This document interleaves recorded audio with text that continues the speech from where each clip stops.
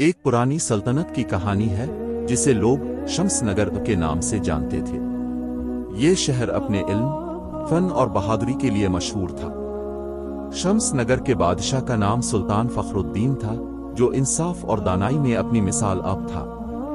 اس کے دور میں عوام خوشحال تھے، بازاروں میں رونق رہتی اور ہر طرف امن و سکون قائم تھا۔ مگر وقت کے ساتھ ساتھ سلطنت کے دشمن بڑھنے لگے۔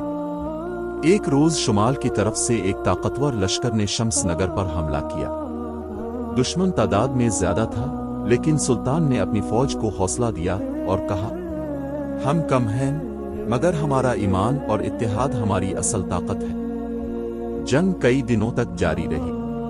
آخرکار شمس نگر کے بہادر سپاہیوں نے دشمن کو شکست دی اور شہر کو بچا لیا۔ اس فتح کے بعد سلطان نے شہر کے دروازے پر یہ الفاظ لکھوائے، طاقت تلوار میں نہیں، ایمان اور عدل میں ہے۔ یہ کہانی ہمیں یہ سبق دیتی ہے کہ مشکل وقت میں ہمت، اتحاد اور انصاف سب سے بڑی طاقت ہے۔